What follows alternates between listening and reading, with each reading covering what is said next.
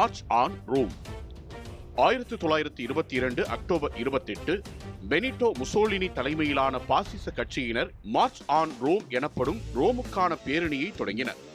Italy முதல் உலகப் போரில் வெற்றி பெற்ற கூட்டாளிகளில் ஒன்றாக இருந்த போதிலும் போரினால் ஏற்பட்ட பெரும் பொருளாதார செலவுகள், உயிரிழப்புகள் மற்றும் போருக்கு பிந்தைய அமைதி பேச்சுவார்த்தைகளில் குறிப்பிடத்தக்க அளவுக்கு பிராந்திய பகுதிகளை பெறாதது போன்ற காரணங்களால் இத்தாலியர்கள் மத்தியில் திருப்தியின்மை நிலவியது.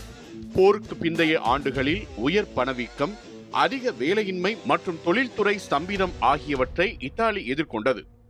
இத்தாலியின் பாராளுமன்ற ஜனநாயக அரசாங்கங்கள் பலவீனமாகவும் ஊழல் நிறைந்ததாகவும் அடிக்கடி மாறுவதாகவும் இருந்தன. இதனால் மக்கள் அவற்றின் மீது நம்பிக்கையை இழந்தனர்.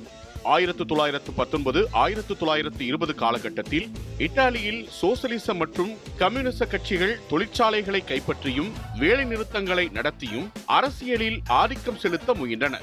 இந்த காலப்பகுதி பியனியோ ரோசோ, அதாவது 2 சிவப்பு ஆண்டுகள் என்று அழைக்கப்பட்டது. நில உரிமையாளர்கள், தொழிலதிபர்கள் மற்றும் நடுத்தர வர்க்கத்தினர் இந்த இடதுசாரி புரட்சிக்கு அஞ்சினர். 1919 முசோலினி தனது பாசிச இயக்கத்தை தொடங்கினார். அவர் தேசியவாதத்தையும் இராணுவவாதத்தையும் உயர்த்தி பிடித்தார். பாசிச கட்சியின் ஆயுதமேந்திய பிரிவான ஸ்குவாட் ட்ரிஸ்டி அல்லது கருஞ்சட்டைகள் வன்முறையின் மூலம் வேகமாக வளர்ந்தனர். இவர்கள் சோசலிஸ்டுகள், தொழிற்சங்கவாதிகள் மற்றும் கம்யூனிஸ்டுகள் மீது தாக்குதல்களை நடத்தினர். அரசாங்கமோ அல்லது காவல்துறையோ இந்த வன்முறையை தடுக்கவில்லை. மாறாக இடதுசாரிகளை அடக்க பாசிஸ்டுகளை மறைமுகமாக பயன்படுத்தினர்.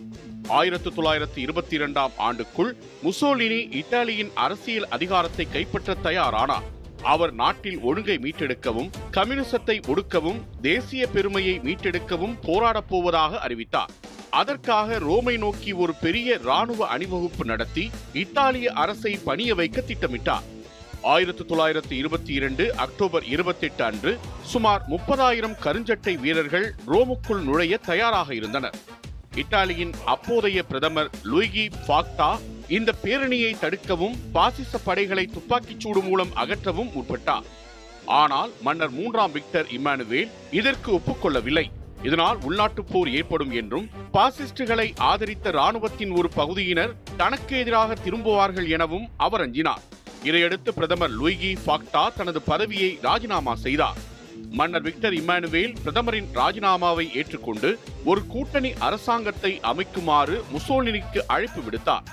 அக்டோபர் 30 1922 அன்று முசோலினி ரோம் நகருக்கு வந்து சட்டப்பூர்வமாக பிரதமராக பதவியேற்றார்.